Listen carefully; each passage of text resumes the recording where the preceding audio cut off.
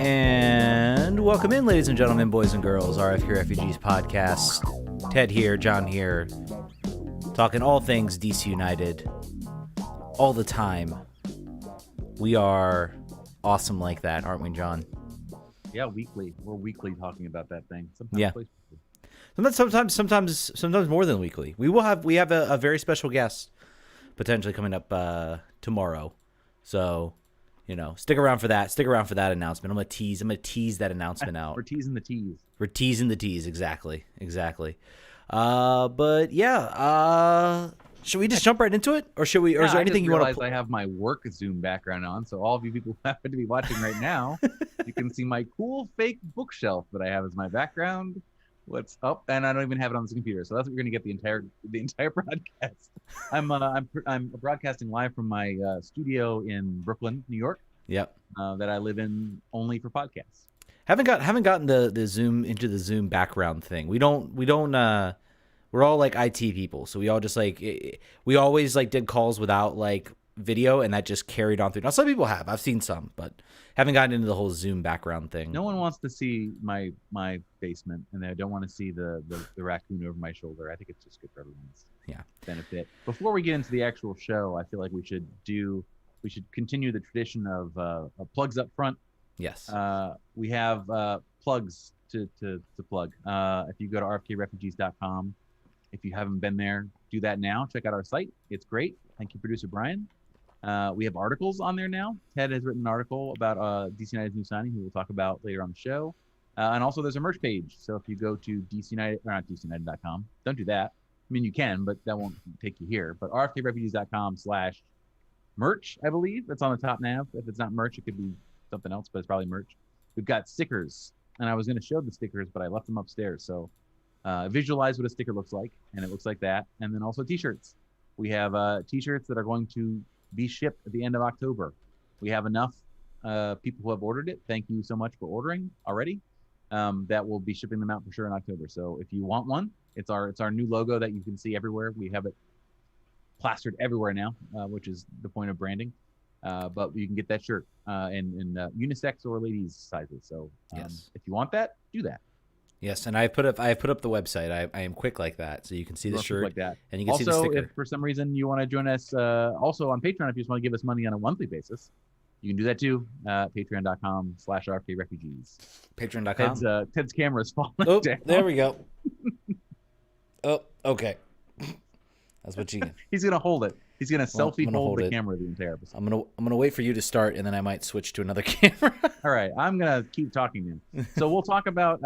I guess should we get started on the game? Should we start on that? We'll start on that. Yeah, we can start on that. So we it's still on you. So we had a draw. We had a draw that some people have said was a fair result. Some people have said we had the better of the game. I think. I'm not willing to prognosticate either way. I am willing to say that we did get a point, and that was great, and it was done in a pretty exciting way. But let's talk about this game. Let's talk about the things that are notable about this game. First and foremost among the lineups, Bill Hamid being back in the net.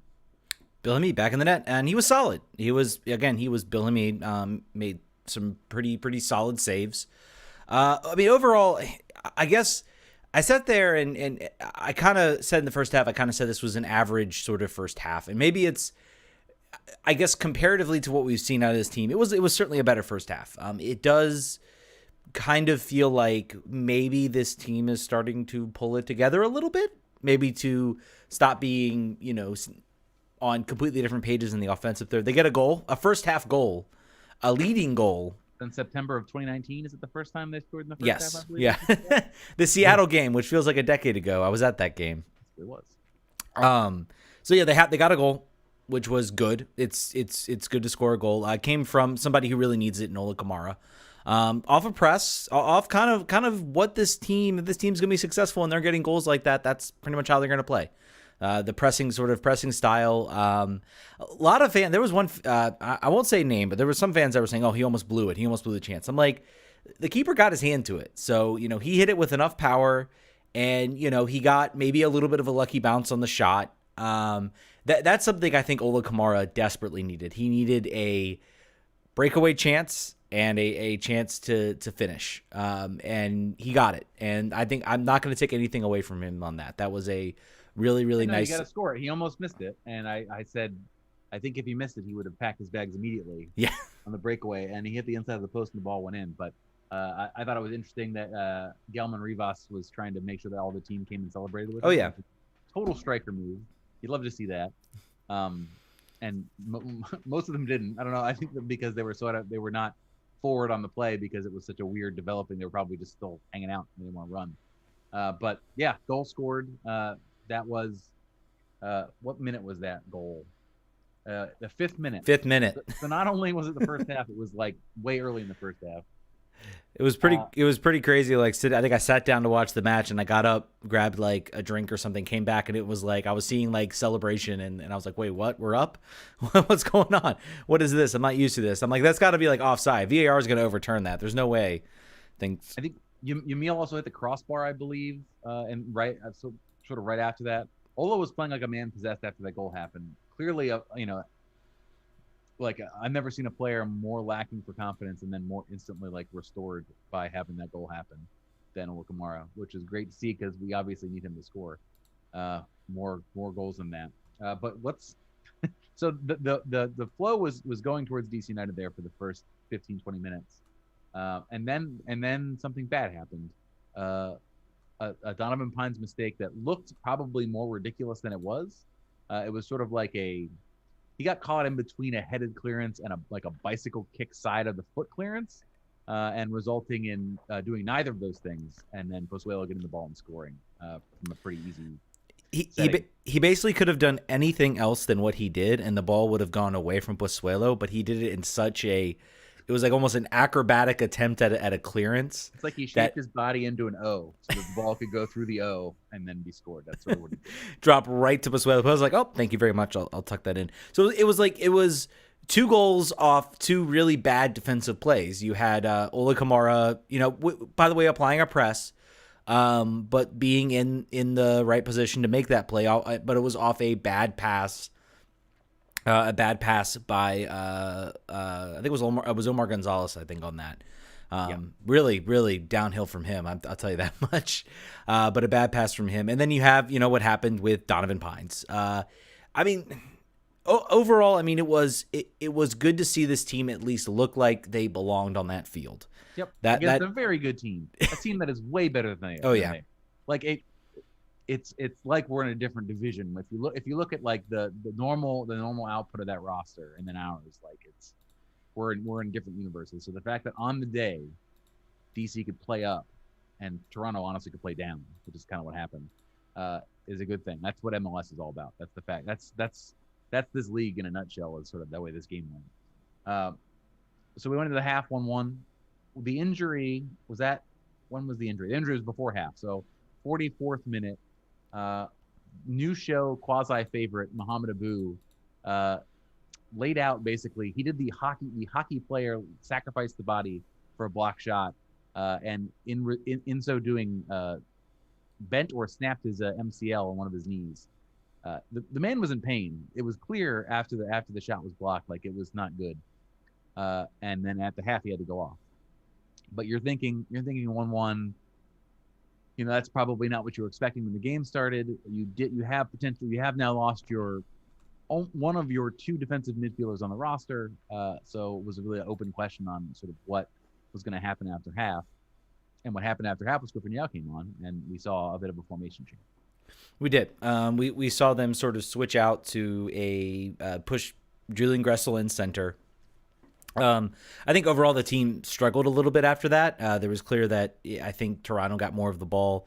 They of course then get a goal from Akinola, who was the new DC United owner. Yeah, he made us look real bad at the restart tournament, and once again has scored. He is Josie Altidore better watch his back for minutes, because this guy is, I think he's a DC United or a Toronto FC academy product. Mm-hmm. So the man just scores goals, particularly against DC, but he's looked good, I think, otherwise for the rest of the season. And I think they were talking about in the broadcast, it was like he had launched himself into into being a sort of up and coming notable player against DC. And then I think he kind of had a good MLS's back tournament and then kind of went through a dry spell kind of in the return. And so him scoring a goal kind of was sort of the return. So what happens against DC? See, you're welcome. brought his thing back. But of course, we got to talk about the man of the hour. The man of the hour. I got to be honest with you. I'll talk a little bit about this. Is this the first? Now I know Pines, I think, had a goal that was taken back, and he's a defender, so I don't really want to count it if it ends up being true. But Griffin Yao scoring the tying goal, a really, really nice finish. That is a goal of the week nominee. In fact. Goal of the week nominee, which is so bizarre to say. DC has a goal of the week. I said on Twitter, I said, savor this. Well, I don't know if we'll win because I think there's like an Olympico from Montreal. I want to say we never do. Yeah, we never ever do. Even I don't even think Rooney won on his on either of his like crazy goals. So. I think Montreal beat him out for that. Yeah, you're right. Montreal like will stuff the ballot box. They are like persistently voting. But a really, really nice finish, a grown man's finish on the goal is what I'll call that, because you have so many players, and you even have players on this team that will line up a shot. I've seen Junior Moreno now line up a shot, I'm pretty sure about 3 or 4 times, and every time I kind of like get up on my feet like, oh, maybe he's got, and then he blows it over the bar. And he did that in this game too, I believe. I remember distinctly a moment that happening. So you almost like don't expect it when you see that nice of a finish from a player. But I mean, that is a finish that, you know, a veteran type player makes. He doesn't, you know, you need to have the calm and wherewithal to be able to compose yourself, to strike the ball true, not send it high, give enough power on it that it, you know, no one can block it. So that was a really, really nice finish. A really nice finish from Griffin Yao. Just absolutely, I mean, he fell to it. Apparently, the coaching staff had talked to him about, you know, getting in the box. There's space in the box. So he credits coaching staff a lot for that. And like I said, I think he is the first. Someone can check the tape on me. I'm sure someone has checked the tape. I'm pretty sure he is the first homegrown player to score a goal since Andy Nahar. And I'm sure I could be very wrong about that. Because we have plenty of draft picks who have scored. What's that? I don't think that you are. I think Brendan Danica would be the one likely to tell us wrong. So Brendan, if you're listening to the show either live or on replay, help a brother out. But overall, yeah, I mean, you know, but even before the goal, he had a play on the wing where he beat 2 players off the dribble and crossed the ball in. I'm like, man, you know, we don't have enough of that. Like, I'm sure that there's deficits in his game, right? There has to be, but like there are also attributes that aren't offered by a lot of the players that are playing every week. So I hope, you know, in the aftermath of the game, Ben Olsen was talking about sort of like, you know, last season, I think the quote was, last season he plateaued as a player. And this season he's serious about training and being better. We may ask him that tomorrow night when he joins us on the show. That's who the special guest is, folks. Griffin Yao will be on the show tomorrow night. So hit us with questions. I feel like he's got to get. This is a good intro for playtime. When your leading scorer has 2 goals, when a guy scores a goal and he does it in a way that matters, like, and particularly on a team where half the team is injured, basically, let's get Griffin Yao some more minutes, particularly as fixture congestion increases and we're looking for offense. It seems like a move. And you know, you talk about that, about being sort of, you know, serious for training. I think that's something that sort of every young player, you know, Bill Hamid talks about it a lot. When he was there was an article that was put out, you know, he kind of came in, he was a big kid, certainly did not look sort of like he trained regularly. He lifted weights. He did all the things that you should do if you want to be serious. And he kind of had a moment where he's like, you know, I think I can get myself in better shape. And he dedicated himself that off season. I think it was after his first season to really like putting himself into shape and getting himself ready to play. And I think there are moments for those types of players where it's like, you know, oh, this, I got to be serious about this. If I want to make this something to do. And, you know, you talk about Griffin Yao, he had a unbelievable opening sort of to his career out at Loudoun. I think he was scoring at least a couple bangers. You know, he really was sort of catching fire, gets his first start. And then it kind of like, you're right, it plateaus and it kind of lulls. And it's like you're not seeing him making the lineup. And I think I had that thought. I was like, man, is this kind of like, is this it? I mean, are we going to see, you know, we got Kevin Paredes sort of getting starts and and coming up, and he's now the new it kid. When and Yow's, I was like, man, Yow's star kind of faded, and then he gets his opportunity and he takes it today. So I mean, I think at this point with this team struggling, he's got to start. Ben, it probably is going to start considering for minutes, considering that both Assad and Gressel have fewer goals than him. I think Gressel has one, so I think he's tied. But you look at some of the performance, you're not getting performances. This is how it works. When players play well, young players get opportunities, and Paredes has taken his, and I think Yao has taken his. So I don't know if we'll see him start right away. I think maybe we'll see a couple more appearances off the bench. But I mean, if he keeps playing like he is, I don't think you can keep him off at this point with what this team is and how this team has looked. Tell me how cool the celebration scene was with Paul Arriola running down to celebrate with him. Yeah, man, running down on one leg like a speed demon. If you already didn't like Paul Arriola, I don't know how you couldn't like him after that moment, because it's very clear he was. Here's a guy who is actually playing his position right now, I think, out on the right wing. So here's a guy who comes in and is playing your position, but he looks so pumped and so hyped to see him out there. So I mean, you can't ask for more than that.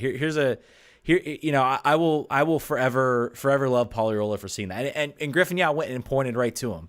In the stands. Sure. So him, Paul Arriola, Bill Hamid, and Felipe are the three players who most understand. I think they're like fans of the team. Mm-hmm. They're on the team, but they're also fans of the team. And they, I'm sure all the players love. I'm not saying that they don't, but I think that there's ways that you can publicly act that tell other fans that you're about it, and they all do it. Like I feel like if we were in season, it would not be unrealistic to imagine Paul playing the drum during a game. Like that seems totally on brand. Had to happen. Yeah, I wish it did. Felipe would be there too, 100%. Yes, I bet he would be. Congrats to I don't like congrats, but of course, I love the fact that there are still guys showing up at the stadium and playing songs outside the stadium. I think La Banda is doing it mostly. I don't know if Bar is doing it as well, but that's awesome. I love that sometimes you can hear it over the fake crowd noise on the TV. Yeah, and you got to give props to the Spirit Squadron as well. They're doing it up in Loudoun as well, and you can hear them on the broadcast too. So it's cool. It's certainly a cool thing to show up to a stadium that you have no chance of going into. I think Ben joined them out there at one point. I know the legendary, the man, the myth, the legend, Dave Johnson also went out there. So it's cool to see. We all wish that we were able to go to games. We were able to watch games. We're having to watch them at home. But it's good to see that the support is still there for this team, and there are people out there that are willing to say, "Hey, we'll come, we'll play outside the stadium. We'll see if we can make ourselves heard." Also, producer Brian brought up Arriola's celebration to Sorga's goal at home. So the man loves a goal. He hasn't had a lot of opportunities to cheer for it. Speaking of Eric Sorga, he almost equalized or almost won the game in the last kick of the game, basically. However, I think it is important to note for the Eric Sorga superfans that are out there, about 2 minutes before that, he almost gave the ball up by dribbling out of his own 18, and they almost scored. They had an opportunity to score and they didn't. So remember the things like that. I think I've come to think that you can definitely question. You can question lineup or formation choices and tactical choices for Ben Olsen. I believe I understand his player evaluation. I tend to like it. I think he knows where players are maybe necessarily don't have all the things they need. Maybe decision making. They may do something that'll hurt the team, and a team that doesn't score a lot has a very thin margin. So I think that if I go on record defending Ben on anything now, still I think that he does a good job of knowing when players are ready, and then knowing when players need a chance to prove themselves, and so on and so forth. Donovan Pines, however, in the game right now because we need a center back, so he's learning on the job and is making mistakes and making great plays every game, pretty much like clockwork. But everybody else, it seems like if they're not in the lineup, there's a good reason. Even if we're not scoring goals, there may be decision making things that go to play where some players aren't put in the game. Maybe not. Maybe so. I think Sorga needs more opportunities, for sure. But I don't. The folks that are saying he needs to start every game because he scored one goal are probably. Yeah. No, I mean, I am in the I would rather see Moses Nyman. I would rather see Griffin Yao. I would rather see Kevin Paredes. I would rather see at least a few other players. Donovan Pines, another one. I would rather see them out there. Even Abu. I would rather see them out there than Eric Sorger right now. And that's just honestly how I I'll feel. throw him out there too. Let's have we'll have an all homegrown / under 22 lineup. Exactly. I think it is, and I think if he has scored, maybe we're having a different conversation. I do have to ask, you say Ben Olsen makes the right decisions. Mm-hmm. Are players like Griffin Yao, are players like Kevin Paredes, are they getting minutes? I'll even take out Kevin Paredes because I think Ben has shown from the beginning he really likes. He's the example that he does. So go throw out my good example and continue for your. But I mean, even a player like Donovan Pines or Griffin Yao, especially, I'm not sure they're getting minutes if the team is not decimated by injury. Well, I think if they're not, you have Ariola in that spot, and he's better than Griffin Yao. That's true. So I think he's making the most of his opportunities for sure. But I do think, I don't fault. Normally, what happens is when these players who are fringe players get an opportunity, usually they show why they're fringe players. Like this was the best outcome that you could have for Griffin Yao. Mm-hmm. So he's got to do this again, and then again, and then again. He doesn't score a goal every game, but he has to be dangerous every game, and he has to not make tactical errors. He was playing good defense this game too. He had a couple. I don't have his heat map, but he was getting back on defense. He played for 45 minutes, which is the longest stretch he's had this season by like 30 minutes. So I think Ben's biggest flaw, if you're talking about from a coaching perspective, is when we are bad and we have bad seasons like this, he is coaching like somebody who has promotion and relegation to worry about. And sometimes I'm sure he was fearing for his job, but I mean, even times you talk about 2013, 2017, it just felt like he was putting guys out there, and you had guys behind him. You had academy kids, you had young signings, you had players that, don't see the field a whole lot. And it's kind of like, why, we're done. Like, yes, okay, we're mathematically alive for the playoffs, but we're finished. For all intents and purposes, the season's over. And the season's not over. The team is still definitely in a playoff spot. I'm not saying that, but it was more like the injuries seem to be forcing him to do these types of things. Yep. And I think it is showing. Do I want to bring up maybe if he pushes out a player like Michael Seaton or Colin Martin, and they're in that sort of developmental stage, maybe they sort of rise above. It's a question I think worth asking, because it's the one criticism that I think is actually particularly valid. Until now, he has not trusted his young players, or at least taken the chance or the risk to have them out there. And I think these injuries are forcing this. I don't think Griffin Yao plays very much. I think he maybe Loudoun. Yeah, he'd be at Loudoun. Correct. He would probably be at Loudoun every week. Maybe he lights it up at Loudoun, but I think this year we talked about how bad things were and how and I don't think things are great, and we'll get into a little bit why things are still not great with what they have done to bring a player in, a good player, but what they're doing to do that. But I do think these injuries, some of these guys are going to come back and be fine. Canals is going to come back and be good. Ariel is obviously going to come back and be good, but it's at least given us, for now, entering next year, you have Yao, you have Nyman, you have Pines, you have players that are there now. You no longer have a situation, which I feel like we always have every single year under Ben, which is, yes, our 11's great. We have 11 really good players, but then you get to 12, 13, and the drop-off just goes like this, and there's no depth. And that's why he was using 1 or 2 subs a game. He was not, using the full complement of his subs. Now suddenly it's like, hey, Griffin Yao's a great option off the bench. Moses Nyman's a great option off the bench. Kevin Paredes, if Errol and Gressel come back and they play up to their potential, you have Emil Assad. You now have players that you have actual depth. You have players that can come in and change the game. And that has been missing from DC for so long. So if we get anything out of the season, if that's what we get, maybe it's worth it, because maybe this team is actually on a path to being a better team and to being a more complete team than they've ever been. I just think that Kevin Paredes is the point that proves the opposite. I think that he saw that Paredes, before injuries even occurred, that he was at a level where he could contribute immediately, and he did. Right after, as soon as restart happened, he was a major factor. And I think even when everyone comes back, whenever that happens, when 9,000 players come back to the fold, I still think he's earned an opportunity to play every week. And I think it was also good that they gave him a little bit of a break. He's a young kid, but he's not like a robot. So it's good that they let him come in as a sub, and he still made it. I think he made an impact. He's certainly much better going forward. To your point, where you'd love to see him as a 10 than he is as a wingback, but all of our players are. Like I think that every player that we put in the wingback position, that we're just sort of like jamming them in there. Basically, it's like we would prefer them to play elsewhere, but we'll put them there. So, yeah, man. Overall, I think I would say that about this game, I felt very good. I think as a draw goes, there were positive things that happened. Even if we had lost 2-1, I would have been upset. But I think we played pretty well. I think we played.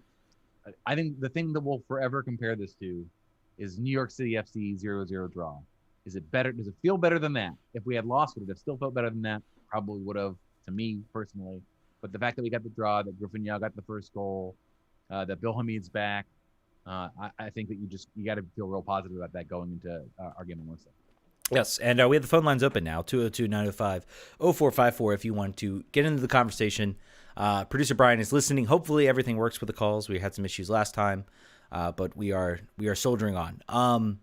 Let's talk about so I remember last show I was saying the number 10 has to be, we should put Paredes out there as the number 10. They gave him a rest, which was probably a smart call considering the injuries that we're seeing. I think they kind of ran a boo out. Imagine if he went down. What's that? Imagine if Kevin went down. Yeah. Don't want to think about it. Exactly. So they gave Kevin Paredes a little bit of a rest. They kind of threw out some different players. I talked a lot about Kevin Paredes being the number 10.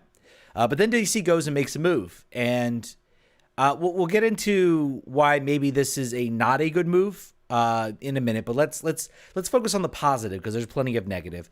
The team went out, paid $400,000 in allocation money, general allocation money. It's all not general money. No GAM or TAM, just allocation money. For a 2020 international roster spot and Yordi Reyna. So basically we get Yordi Reyna and we get the international spot, which he will occupy. So with that, you get another Peruvian. So you get a guy maybe, who has a rapport with Edison Flores, which might be a good thing. That would be great. That would be great. And you get a guy who is a very, very talented player. He is. Let me put it this way. You want to talk about how bad DC is? Vancouver is worse, like by tenfold. Their institutional issues are terrible. They have a really good coach in Mark Dos Santos, and he has been given nothing to work with. And this is a team that I think is going to ride we developed Alphonso Davies and we sold him for $18 million. They're going to ride that forever, and they have done nothing with it. Absolutely nothing. They have not invested it back in the lineup. They have not done it in any conceivable way to actually build this team. They are a bad team, bad organization. So they're offloading Yordi Reyna because he is unhappy. It's very clear he is not happy. He was not happy in Vancouver. Speculation amongst I kind of wanted to read a little bit. So I watched a little bit. I know he's a good player. I've watched him play some games. I've watched him score some really good goals. He's a good set piece taker, which is I think this team desperately needs. Yep. Sorry, Julian Gressel, but Julian Gressel's great at delivery and service and finding players on the cross. Not so good when he's trying to shoot the ball, and I think Yordi Reyna brings that. So what he will play is basically, I think, pretty close to what, on a lesser end, what Wayne Rooney did for us, and maybe more of a Jaime Moreno type player. He scores goals, that there's no doubt about that, but he's definitely more of a provider. He will drop back sort of behind the line and will play service. And I think that is something that this team is missing. When Federico Higuain is out there, you can tell the difference. You can tell the speed. He was out there on the Griffin Yow goal. So this team needs somebody like that because Julian Gressel, Yamil Assad, Kevin Paredes has come the closest, but he's still a young player still learning. So there's not that polish there. There's promise, but there's not polish in his play. So from the soccer perspective, I think this is an intriguing move, and I am for it if they can get 2018 Yordi Reyna, who had, I think it was like 6 goals, 10 assists. They can get that production out of him to end the season. This will look like an absolute steal. He'll also be the leading scorer based on even at half season rates. Leading scorer and have more goals and assists. But you got to assume those 10 assists are going to go to like Gelvin Rivas or Ola Kamara. So, Yeah, I mean, sure. you're giving him a central provider. I think if he stays here, we don't know what Edison Flores' situation when he's coming back. You know, they're being very touch and go there. I think this does sort of lift him as sort of the player who's going to be responsible for creation, because I don't think he looked very comfortable with that on DC. I think it pushes him kind of out wide. It does some interesting things, I think, to the lineup. But we got to talk about the bad, and the bad is he's a little bit of he has a little bit of the prima donna. We talk about recently he was suspended, I think, for at least 2 games when he broke and fined, I believe, when he broke quarantine policies to go play pickup soccer in British Columbia, and he was filmed doing that. So He loves the game so much. Dad. Yeah. he can't stay off the soccer field. That's all. That's what that is. He showed up late to do team practices right before being traded. So, you know, I kind of maybe push that onto, I'm not happy here. Right. There are players do that all the time. That is extremely common behavior. Yeah. Some of the other things are less common. Yeah. Should we talk about 2018? Yeah, I feel like I didn't know about it. I feel like I would say this. You know, the criminal justice system works its way in the ways that it does, particularly in the journalism structure in Peru, maybe what it is. But Google this man in 2018 and the Peruvian volleyball team, and there's some stuff out there, and it's none of it is. I don't necessarily want to get I don't want to get into the particular details, but it is disquieting, and there are some lapses of judgment, regardless of what happened or didn't happen, that are concerning. Maybe he's kept his nose clean since then. I hope he better have. And also, I think this might just be a single-year rental player because he has an option for next year. And this may just be, we've got to get a guy that can do a thing here for the next couple months, and then we'll go our separate ways. We're not tying, he's not our captain. We're not tying our ship to him for long term. But there is baggage. Yeah, there is baggage here. It's not a good look when you read the story and you kind of read everything that went into it. It's not a good look. It's not a good look at all. I will agree with you. I think this is a potential short-term rental. It's more of we can't afford to go out there in the market. Here's a talented player that wants out of where he is. We can throw the cash to do that. We need the international spots to throw that into. We'll pay a little bit extra for that. But give him to us. I think if they end up selling him, Vancouver gets a portion of the fee as well. And there's certain other, if they actually sign him, they have to cough up more allocation money. So there's a lot to this deal than just the $400,000. But I think it's a team looking, saying, hey, we need offensive help. Here's offensive help. If he fits and if he, scores, if he lights it up this season, if he clicks right away, if he's happy and wants to stay here, by all means, let's grab him and let's put him in this lineup. We have a third DP spot we need to use up. This could be that, and we're not going to use it otherwise. Yeah. We're not going to spend the money to really deeply use it. And if he turns Edison Flores into a good investment somehow, then great. I think double win. I think this kind of move is the front office working within the constraints that they have. This is a move. This type of team, if they made it 2014, 2015, you say, oh yeah, that clocks. Very us. Yeah. It's a Fabian Espindola move. Yeah. It's a Alvaro Saborio move. And if it works out like those two players, hey, that's actually pretty good. And you're also getting a guy who's Fabian Espindola and Alfonso Saborio were definitely on the tail end of their careers. Yeah. This is a guy who's 27, 28. He is very much in his prime right now. So that is another reason, I guess, to sort of be intrigued by this move if they can get it to work. And I think it's going to matter if they can get it to work. If it's not, if he lights it up this year, then I think you'll have a very difficult. This team will say, "Yep, we'll take him. Let's sign him up. What do you want? How much you want? Don't have to pay a transfer fee. We can maybe make you a TAM player. We can keep that deep B slot open. So it's we'll see. I think they said he is in DC, but he has to pass quarantine. So hopefully everybody hide pickup soccer games from him so he doesn't run out of. He'll go down in the co-ed league I used to play in down by Wonderland Ball. Yes. Over there.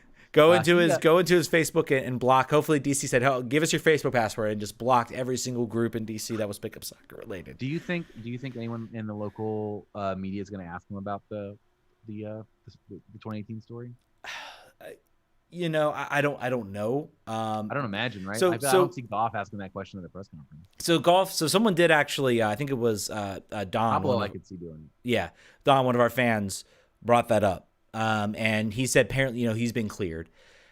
I don't know. I don't see Stephen Goff doing it. Maybe Pablo does it. I think it's another thing where, this is the market that we live in, and there just aren't a whole lot. There's people there that are happy to be soccer journalists, are happy to cover the team, and they don't want to kind of step on toes.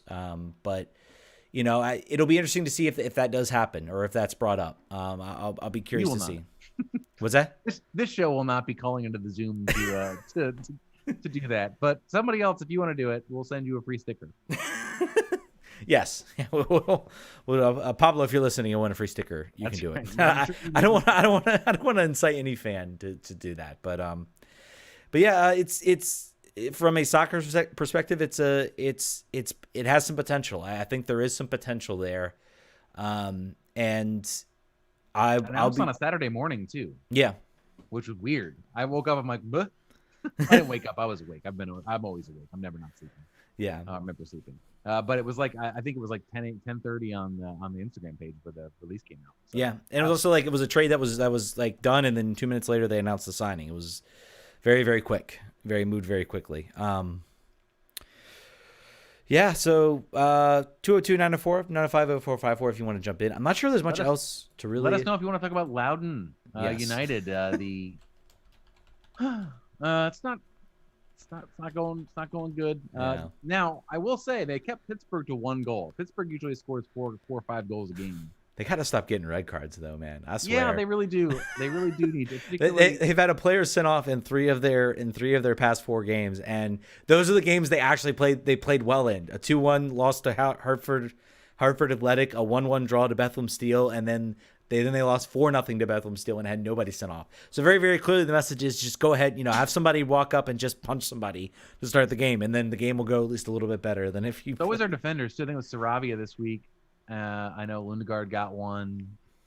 They got to stop. They definitely got to stay on the field. It's unfortunate. Is that? I mean, I'd be curious to get Ryan Martin. I guess if he wants to come back on the show and answer that type of question, but I mean, if that was happening at DC, I think there would be a lot more noise towards Ben Olsen. And I mean, do we just make this as? I think a lot of these guys are just trying to the season's over. They're just trying to see out the season. And... I don't think so. I had my friend's son was there at the game, and he refs for a job, and he was just commenting on the really poor standard of the officiating at the game. And I know that Ryan Martin, when he was on the show, he talked about Elvis Amo getting targeted for yellow cards and sort of inconsistent refereeing. Yeah. So maybe hard to say, right? I think that there's, if it happens over and over again, it's probably you versus anything else. But they do need to they got to score more goals. Amastappa scoring he was scoring pretty much a goal a game for a while, and then he's gone cold the last 2 games, I believe. But losing to Philly Union too was real bad. They scored 30% of their goals for the season against Loudoun in that one game, in that one half even. So real bad. I think that they're ready for the season to end. I think they're already eliminated from the playoffs. I think they're in last place in the league. So if they did have a bad attitude and did want the season to end and wanted to go home and wanted to stop training, you kind of get it at this point. It's not going well for everybody. Yeah, and I have to go back and look. It looks like at least a couple of these. I'm looking. They're second yellows, so those are more. It's not like players are going up and being violent or careless in tackles. It's second yellows that are happening in most of these situations.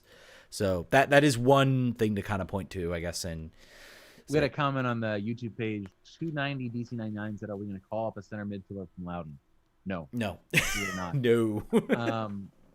for a couple reasons. One of which being that there's not call up, call downs right now between USL and MLS due to COVID, and then also because I don't know that there's anybody they would want to bring in a holding midfield position right now on Loudoun that will be ready to step in.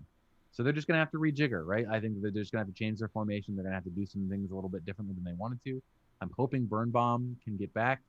He's something, no one's talked about him at all. He's been out and the injury has been undisclosed. Yeah. For the entire time. And now we're coming up now on, is it 4 games missed? I think. Maybe, yeah, 4 games missed. I really hope he gets back out there. I'm just complete rampant speculation. I'm afraid that it's another concussion by the fact that they haven't. What injury would the team not want to disclose with him? It would be that. There would be nothing else where they would feel like disinclined to share that. So I hope that's not the case. I hope he gets back here soon. I think that will change this team dramatically and make the defense a little bit more predictable and regular. You disagree? No, I was just thinking. Let's talk about, because I'm trying to think about like our international situation. What happens, if Edison Flores comes back? There was talk they were going to send Sorga back down, but I guess now that Abu looks like he's out for conceivably a long time, possibly the rest of the season, I could see them just leaving him out and keeping Sorga out there on the field, because I think I'm sure he takes up an international slot for this team. So, and then another point that someone else that reminded me on the YouTube chat. That we're only left with Moreno and Nyman. Moreno has just been called up to the Venezuelan national team, and I do not believe that we're pausing for international breaks because the U.S. isn't taking international breaks right now, so we don't care. And I believe he left already. So I don't think, I don't believe that DC United is actually allowed to. I think it's a FIFA window, so I don't think they could keep him. So yeah, Moses Nyman, come on down. You're gonna get a start because there's literally no one else. So good luck. And they got that, so I guess that'll run through the Nashville and the New England game. So Nashville coming up. We can do a little bit of a preview. I kind of feel like everybody maybe was riding a little bit high. I've seen a lot of people sort of predict a DC victory over Nashville. Let me say this: Nashville is doing what basically they are copying what Cincinnati did, which is, we're not going to wow anybody. We're not going to spend the big money. We can't afford it right now. We're building a stadium. But what we're going to do is we are going to be hard to beat. And they are a team that actually they hold up to that. They're actually pretty hard to beat. They have not been embarrassed in games. They've gone out and they've killed. They beat Atlanta 3-1. But now everybody beats Atlanta. So. Yeah. But yeah. So I mean, this is a team that is very difficult to break down, very tough to beat. And I think with the injuries, you got to boo out. Who knows who's going to play that center midfield position? Ben Olsen might suit up at this point. They might just throw a guy out there with sneakers at this point.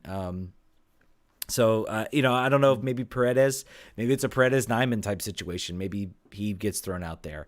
I'm not really sure, but it's going to be interesting to see what type of lineup Ben throws out here with still waiting on reinforcements in Yordi Reyna and a lot of other things. So. This is going to be a tough match, I think. This game, I feel like DC's been playing a lot of games at home, so I'm sure this one has to be on the road. I believe it is on the road. It is on the road, so they got to go to the Music City to watch them play at 8:30 p.m. on MLS Live or on WJLA TV 14 News or the DC Net website. Wait, is this? If it's 8:30, it has to be in there.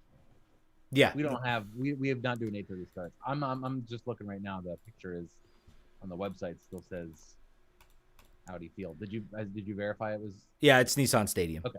Nissan Stadium. Yep. So yeah, it's 8:30 on Wednesday. I will be going to the Kickers game at 6:30 and then racing home. So I get to watch double. I get to watch my live soccer. And what's that? The double soccer. Double soccer, exactly. So yeah, so it should be fun. It should be a nice midweek game considering. We're not doing any rotation because we don't really have enough players to rotate. Yeah, no rotation. We're just throwing everybody out there. So, and praying that Yordi Reyna is cleared quarantine by the time Saturday or Sunday rolls around, so we got at least some reinforcements. Yep. Out there. But I want Ben to just throw out an offensive lineup. Like, don't even play Moses Nyman as the single defensive back. Who cares? Like, make it a 5-4 loss, a 4-3. Just go for it, brother. You got no other defensive players for it. I think he'll do something like I could see him doing something weird, like if Birnbaum ends up being fit, putting Birnbaum at that position, putting, Frederick Brilliant at that position, I could see him getting weird with that. Most likely, I think actually you'll see Julian Gressel sort of play a more two-way type role in that position. So, but we'll see. It's gonna be Ben's got a. I don't know. Maybe I'm sure he's up late at night at this point, trying to figure out what the heck he's gonna do. So for sure, he has to be. We didn't mention Ulysses Segura, who was out with a calf injury, and not just a slight calf injury. He's home with the boot on. Like he's got the sports medicine inflatable boot on. So I believe that this podcast has given Ulysses Segura a bit of shit all season long, and also maybe all his career long here. But we like players that are healthy. Those are our favorite players. And this is a role he would actually probably, if he was healthy, he would probably slide in right with Moses Nyman and then Moreno when he comes back. So I don't know.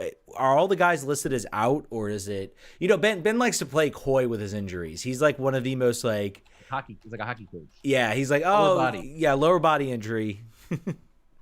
So I'm trying to see if there's another nothing. I'm not seeing anything here about any players probable. I assume it's the same lineup. It's same options as last week's minus. Steve Birnbaum is listed as questionable. Felipe's obviously out. Russell Canals is already out. Segura's not listed here.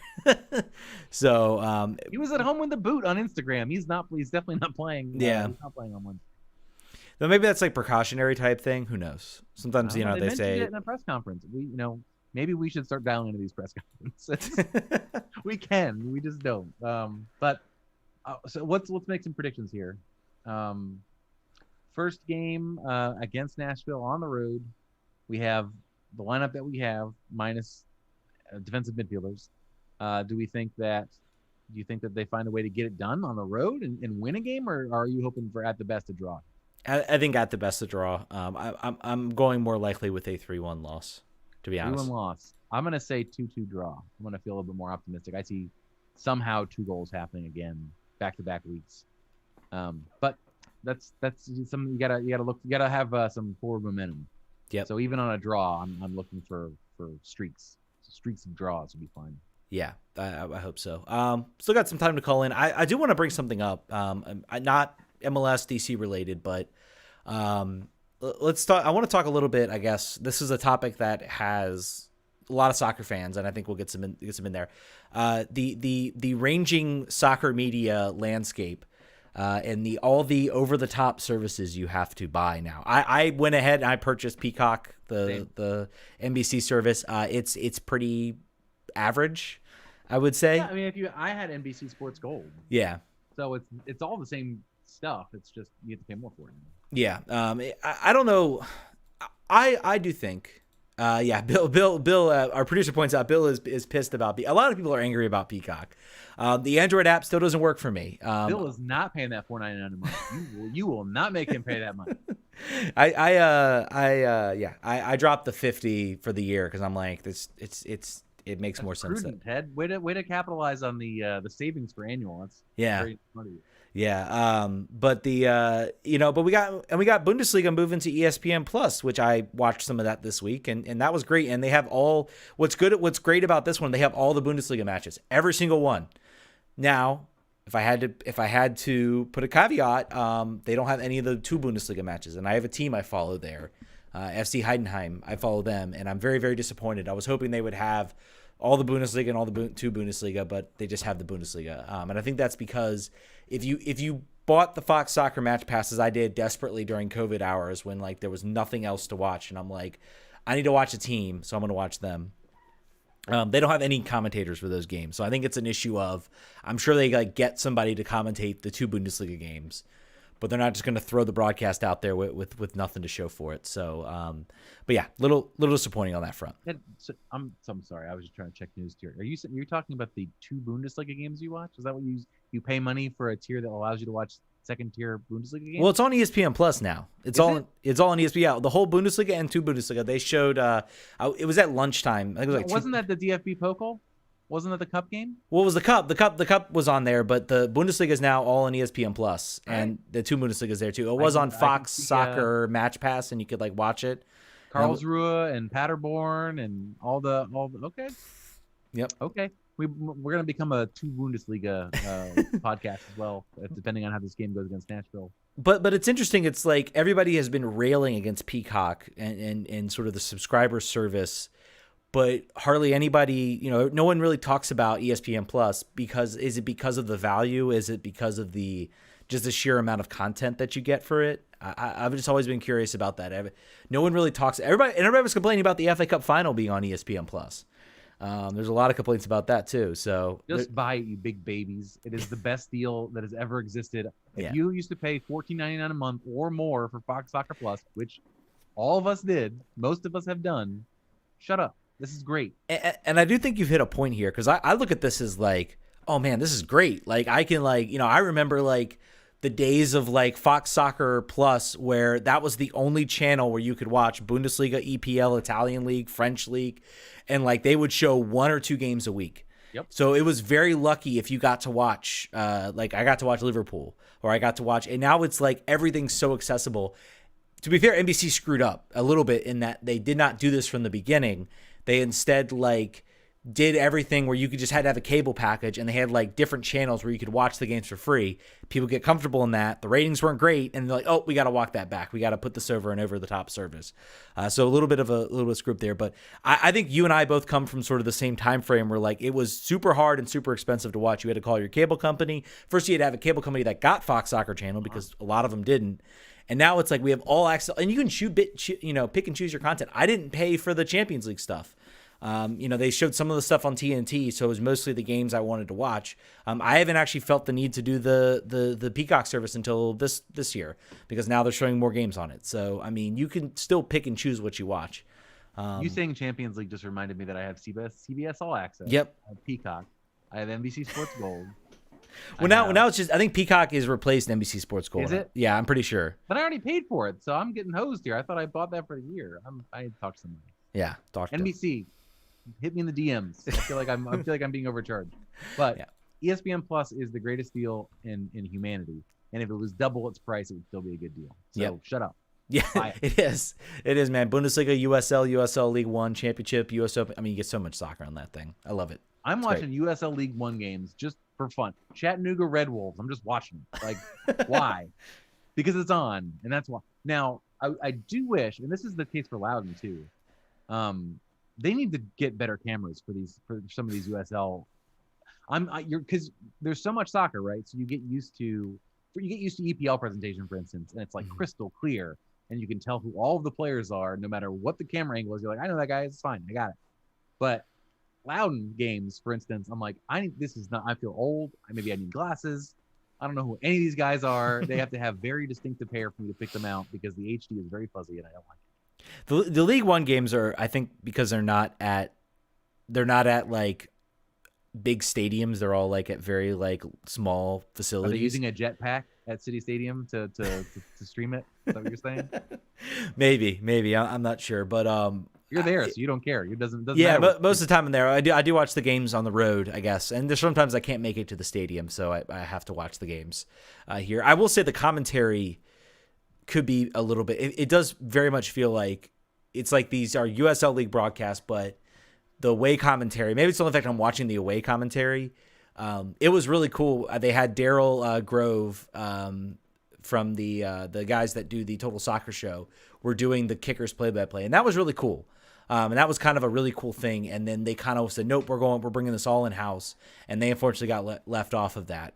But I think that would be something that I think they should reconsider and bring back. Have a more local flair to the broadcasts. Because basically, like they're on CBS. Like Kickers games are on CBS, cool. But they're just ripping the USL broadcast. Which I mean, yeah, it's cheap, I'm sure. And there's also like sometimes the channel cuts out before the game is done. Sometimes, like I think one time one of my friends literally said he tweeted the game wasn't coming on. He tweeted the like CBS WTVR 6 channel Twitter page, and then 5 minutes later someone flipped the switch and got it back on. That's the thing you're dealing with. But I mean, hey, that's the Kickers games used to not be on TV at all, so it's something. My kingdom for a DC United pregame and postgame show, by the way, on News Channel 24/7.